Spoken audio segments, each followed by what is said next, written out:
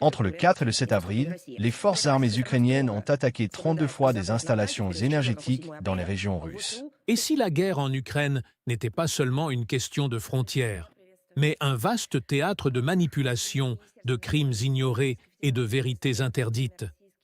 Dans cet extrait exclusif de la conférence de presse du 9 avril 2025, Maria Zakharova, porte-parole du ministère russe des Affaires étrangères, dresse un tableau sombre et explosif du conflit. Attaque ciblée sur des civils russes. Silence occidental complice. Tourisme de guerre organisé comme un safari et falsification méthodique de l'histoire en Ukraine. Ce discours choc bouleverse les récits dominants et soulève des questions dérangeantes. Alors, simple propagande ou dévoilement d'une réalité soigneusement occultée? Restez jusqu'au bout. Ce que vous allez entendre ne vous laissera pas indifférent.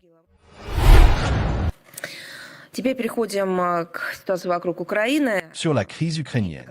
Contrairement à ses propres déclarations de soutien au moratoire de 30 jours sur les frappes contre les infrastructures énergétiques, convenues le 18 mars par les présidents de la Russie et des États-Unis, le régime de Kiev continue cyniquement de mener des frappes quotidiennes contre les infrastructures énergétiques russes. En même temps, la Russie respecte strictement l'interdiction des attaques. Entre le 4 et le 7 avril, les forces armées ukrainiennes ont attaqué 32 fois des installations énergétiques dans les régions russes. En particulier, le 4 avril de cette année, suite au bombardement délibéré des forces armées ukrainiennes, 5 installations énergétiques de l'entreprise Rosti ont été endommagées dans la région de Bryansk, 4 dans la région de Belgorod, une dans chacune des régions de Voronezh, Lipetsk et Kherson, ainsi que des unités de la station de distribution de gaz Kromenaya dans la République populaire de Lugansk. Et des fils ont été arrachés sur la ligne à haute tension de la centrale nucléaire de Smolensk-Kalouga. Le 5 avril, les forces armées ukrainiennes ont endommagé la ligne à haute tension Ostroskoye-Kovilnoï de l'entreprise Krymnergo, République de Crimée, 2 gazoducs de distribution dans la région de Voronezh, 3 installations énergétiques de l'entreprise Rosti dans la région de Bryansk et une dans la région de Rostov. Le 6 avril, 2 installations énergétiques de l'entreprise Rosti ont été attaquées dans la région de Rostov, une dans chacune des régions de Bryansk, Voronezh et Kherson, ainsi qu'une sous-station électrique de l'entreprise REK dans la République populaire de Donetsk. En conséquence, des milliers d'habitants des localités russes ont été privés d'électricité et de gaz. Les données concernant les attaques du régime de Kiev contre les infrastructures énergétiques russes, en violation des engagements qu'il a lui-même pris, sont transmises à la partie américaine, à l'ONU et à l'OSCE comme preuve concrète de la mauvaise foi et de l'irresponsabilité totale de Vladimir Zelensky et de sa bande. Pourquoi est-ce important? Nous entendons parler de la nécessité d'un dialogue avec le régime de Kiev. Mais, premièrement, le dialogue est bloqué jusqu'à présent au niveau législatif par le régime de Kiev lui-même. Et deuxièmement, il ne respecte même pas ses engagements dans les domaines où il les a pris. Le 5 avril, dans le village de Beryozovka dans la région de Belgorod, un drone ukrainien a attaqué une voiture. 3 personnes ont été grièvement blessées, dont un jeune homme de 15 ans. Dans le village de Borki, 2 personnes ont été blessées par un drone, dont un adolescent de 15 ans. Au total, pas moins de 11 personnes ont été blessées dans la région de Belgorod au cours de la semaine dernière. Le 4 avril, dans la République populaire de Donetsk, une femme a été tuée dans le district de Kalina à Gorlovka suite à un bombardement d'artillerie des forces armées ukrainiennes. À Makeyevka, le 5 avril, après une attaque des bandéristes, une employée d'une usine de production de poissons est décédée et 2 de ses collègues ont été blessés. Le même jour, un homme est mort et 5 autres personnes ont été blessées à divers degrés à cause d'une attaque de drone des forces armées ukrainiennes sur des véhicules dans le district central urbain de Gorlovka et 2 autres le 7 avril. Au total, pas moins de 18 civils ont été blessés dans la République populaire de Donetsk au cours de la semaine dernière. Dans la région de Bryansk, à la suite des frappes de drones les 4 et 7 avril sur des zones résidentielles, 2 civils sont morts et 1 a été blessé. Un prêtre de Soudja a raconté aux journalistes des cas de vente par les bandéristes aux habitants de la région de soumis d'abonnement au pillage du district de Soudja.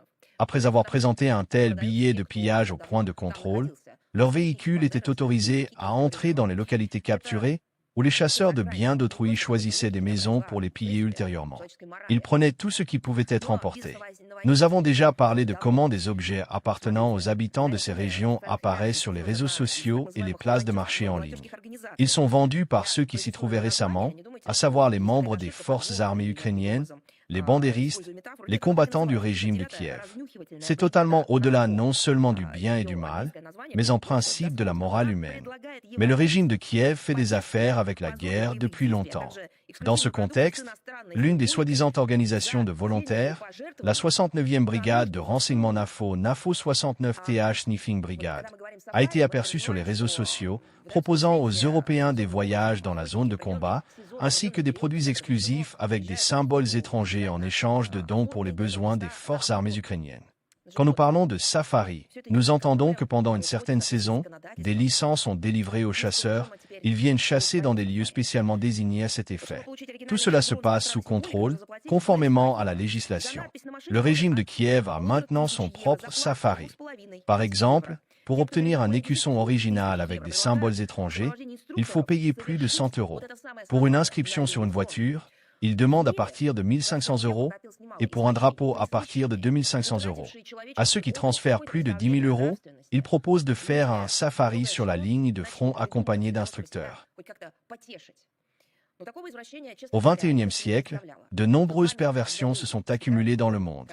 Des personnes, ayant perdu leur apparence humaine et leur conception de la moralité, ont inventé beaucoup de choses pour se divertir. Mais je n'imaginais pas une telle perversion. Au moment où des gens essaient de survivre, où des pays responsables cherchent une issue à ce terrible drame, certains sont prêts à payer quelques milliers d'euros ou dollars pour aller se divertir avec des vues de terre ensanglantées. Un commerce similaire avait été organisé entre 2015 et 2022 par des nationalistes ukrainiens pour leurs semblables par leur esprit nazi des États-Unis et d'Europe occidentale, à qui l'on proposait, contre une importante rémunération financière, de tirer sur les positions des miliciens dans le Donbass, c'est-à-dire de participer au conflit. Le degré de dégradation morale de tels volontaires est clairement démontré par les produits qu'ils fabriquent. Ainsi, un écusson a été découvert sur les réseaux sociaux concernant un magasin Pietrochka détruit par des combattants des forces armées ukrainiennes à Soudja, portant l'inscription en anglais « Désolé, fermé ». Les forces de l'ordre russes documentent soigneusement les témoignages de civils sur les crimes des combattants des forces armées ukrainiennes et des mercenaires. Des poursuites pénales ont été engagées, des enquêtes sont en cours pour identifier les personnes impliquées dans ces méfaits et d'autres contre la population civile des régions russes. L'année du 80e anniversaire de la victoire est un moment particulier pour ceux qui réécrivent l'histoire. Ils sont tous agités. Ils déforment l'histoire et falsifient la vérité historique avec une plus grande férocité. Ils le font de manière systématique. Il y a 10 ans, le 9 avril 2015, le Parlement d'Ukraine a adopté un ensemble de lois sur la décommunisation, incluant la reconnaissance des membres de bandes nationalistes, parmi lesquels l'ONUP a interdit en Russie, comme combattants pour l'indépendance de l'Ukraine. Aujourd'hui, la junte de Kiev poursuit cette ligne sophistiquée de falsification de la vérité historique, d'éradication de la mémoire de la génération des vainqueurs qui a délivré le monde de la peste brune. Les combattants des structures nationalistes ukrainiennes, les collaborateurs d'Hitler, dont les mains sont couvertes du sang de centaines de milliers de femmes, de personnes âgées et d'enfants de diverses nationalités, ont été mis sur le même pied que les vétérans de la Grande Guerre patriotique. Les noms de ces bourreaux et collaborationnistes ont commencé à être inscrits dans le calendrier annuel des dates commémoratives et des anniversaires d'Ukraine. Des rues et des places ont été rebaptisées en leur honneur, des monuments ont été érigés, des marches aux flambeaux ont été organisées. Tout cela continue aujourd'hui. Les superviseurs occidentaux du régime de Kiev non seulement fermaient les yeux sur la violation criminelle de la mémoire de la guerre la plus terrible du XXe siècle, mais par leur silence, ils ont en fait béni la renaissance et l'implantation dans la conscience publique ukrainienne d'une idéologie misanthrope. Tout le monde sait bien comment se termine la culture du nazisme et la complaisance envers ses dirigeants, et maintenant on le voit à l'exemple de l'Ukraine. Mais apparemment, la génération actuelle de politiciens européens est incapable ou ne veut pas tirer les bonnes conclusions des leçons de l'histoire. Comme leurs prédécesseurs dans la période d'entre-deux-guerres des années 1930, ils tentent à nouveau, par les mains des nazis, maintenant ukrainiens, d'infliger une défaite sur le champ de bataille à notre pays. Nous voudrions leur rappeler que de telles tentatives sont vouées à l'échec. Le néonazisme n'a pas d'avenir. Comme il y a 80 ans, il sera vaincu et définitivement éradiqué. Les tribunaux russes continuent de prononcer des verdicts contre les néonazis ukrainiens et les mercenaires pour leurs crimes de guerre. Le mercenaire uruguayen González Pérez Valentin Alexandre a été condamné par contumace à 14 ans de prison. Des affaires pénales concernant les mercenaires finlandais et géorgiens Tero Olavi-Koivisto et Tornik Gogwadze ont été transmises au tribunal. Les deux sont recherchés internationalement. Ce travail ne se termine pas et ne s'arrête pas une minute. Nous vous en informerons régulièrement. La réaction de Vladimir Zelensky à la frappe de précision effectuée le 4 avril de cette année par les forces armées russes avec un missile à charge explosive sur le lieu d'une réunion des commandants d'unités des forces armées ukrainiennes, avec la participation d'instructeurs occidentaux, au restaurant Magellan à Kryvyi Rog, a été extrêmement cynique et mensongère. Il s'est théâtralement indigné de l'absence de réaction ferme des États-Unis face à un faux grossièrement fabriqué concernant un prétendu missile russe ayant tué des enfants, adressant à Washington des paroles insultantes et lui reprochant sa crainte d'appeler les choses par leur nom. Il a appelé à faire pression sur la Russie qui, je cite, « préfère semer la mort plutôt que de cesser le feu ». Soit c'est une nouvelle crise délirante sous l'effet de stupéfiants de Vladimir Zelensky, soit une action planifiée pour se rappeler d'une manière ou d'une autre au souvenir de tous. S'il veut que les choses soient appelées par leur nom, alors nous le ferons. L'analyse des images du lieu des événements montre que la frappe des forces armées de la Fédération de Russie contre une cible militaire a été effectuée avec une précision chirurgicale. Selon le ministère russe de la Défense, jusqu'à 85 militaires et officiers de pays étrangers ont été éliminés. Tout ce qui a pu se produire autour de l'objectif touché est le résultat de la pratique de Kiev de placer des systèmes de défense aérienne à proximité des habitations et de leur utilisation totalement non professionnelle par les forces armées ukrainiennes, entraînant la mort de civils. Malheureusement, cela est devenu une norme tragique pour les ultranationalistes ukrainiens qui sacrifient la vie de leurs propres concitoyens. Ils utilisent toujours la tactique consistant à placer des tireurs d'élite et des équipements dans les quartiers résidentiels, y compris près des écoles, des jardins d'enfants, des hôpitaux. Pendant ce temps, sur les territoires libérés par nos troupes, de plus en plus de faits sont révélés concernant les meurtres délibérés par des combattants ukrainiens de personnes innocentes, y compris des femmes et des personnes âgées. Malheureusement, les découvertes horribles sont de plus en plus nombreuses. On peut affirmer que les exécutions d'habitants de Koursk étaient un phénomène de masse pour les bandéristes. Les habitants des régions russes sont depuis longtemps devenus des objets de chasse pour les combattants des forces armées ukrainiennes. Comme le révèlent les témoignages de personnes ayant survécu à l'enfer de la présence des ultranationalistes ukrainiens, un drapeau blanc ou toute autre démonstration d'appartenance à la population civile agit sur les monstres des formations armées d'Ukraine comme un signal pour tuer des personnes sans défense, tant russes qu'ukrainiennes. Je voudrais attirer votre attention sur le fait qu'aujourd'hui, 9 avril, à 15 h au centre de presse de l'agence Rossiya Sugodnia, aura lieu la présentation du rapport Crimes de guerre des forces armées ukrainiennes sur le territoire de la région de Koursk, préparé sur la base d'informations fournies par les victimes et témoins des actes monstrueux des ultranationalistes ukrainiens. L'auteur du rapport est Maxime Grigoriev, président du tribunal public international, directeur de la Fondation pour la recherche sur les problèmes de la démocratie. Nous invitons les médias russes et étrangers à participer à cet événement. C'est un rapport difficile à lire et à consulter. Mais il est nécessaire de le faire pour comprendre le degré de déshumanisation du régime qui a été créé par les Occidentaux pendant de nombreuses années.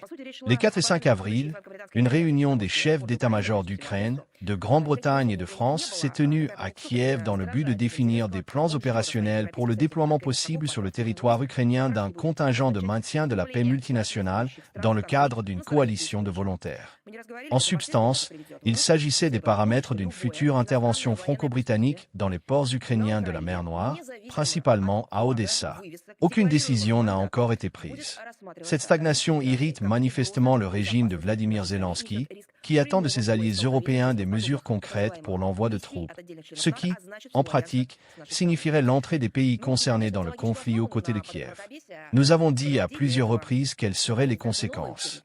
Nous voudrions rappeler une fois de plus que toute présence militaire étrangère en Ukraine, indépendamment du drapeau, des enseignes et des mandats déclarés, sera considéré par nous comme une menace pour la sécurité de la Russie et comporte le risque d'un affrontement militaire direct entre les participants à de telles missions de certains membres de l'OTAN et donc de toute l'Alliance avec notre pays. Une autre goutte dans l'océan de mensonges totaux diffusés par Kiev comme méthode de maintien au pouvoir de la junte néo-nazie sont les manuels d'histoire du pays distribués aux élèves de terminale, recommandés par le ministère de l'Éducation et des Sciences d'Ukraine. On propose aux écoliers d'étudier toute une section consacrée au règne du réformateur Vladimir Zelensky, dont on crée un culte de la personnalité en Ukraine et en Occident. Ces pseudo-mérites envers le peuple y sont mentionnés, comme l'ouverture du marché foncier et le tristement célèbre Grand Chantier marqué par des scandales de corruption. Ce programme gouvernemental a été initié par Vladimir Zelensky en mars 2020. L'objectif était d'améliorer les infrastructures de transport, d'éducation, sociale et sportive. En réalité, les constructions se faisaient à des prix gonflés. C'est pourquoi ce programme était souvent appelé le Grand Vol. Voilà donc un motif de fierté que doivent ressentir les élèves de terminale dans les écoles ukrainiennes avant qu'ils ne soient mobilisés. Des milliers d'Ukrainiens exterminés de force sur le champ de bataille, de la catastrophe économique et du vol total. Bien entendu, pas un mot n'est dit. On en parle sur Internet, sur les réseaux sociaux, les mères et les épouses de ceux qu'on envoie à l'abattoir comme du bétail en Ukraine en parlent. Les faits énumérés confirment une fois de plus la pertinence de l'opération militaire spéciale visant à dénazifier et démilitariser l'Ukraine et à éliminer les menaces émanant du territoire de ce pays. Tous ces objectifs seront atteints. Cette conférence de presse soulève des accusations graves et des récits alternatifs sur la guerre en Ukraine. Elle s'inscrit dans un affrontement plus large, celui des narratifs, des perceptions et du contrôle de l'information. Qu'on adhère ou qu'on rejette ces propos, une chose est certaine. Dans un monde où chaque camp revendique sa vérité, il est essentiel d'écouter, de confronter et de penser par soi-même. Alors, simple rhétorique diplomatique ou révélateur d'un pan méconnu du conflit? Vos avis en commentaire sont les bienvenus. Le débat reste ouvert. Et si vous pensez que cette vidéo mérite d'être vue, n'hésitez pas à la partager. Merci et à très bientôt.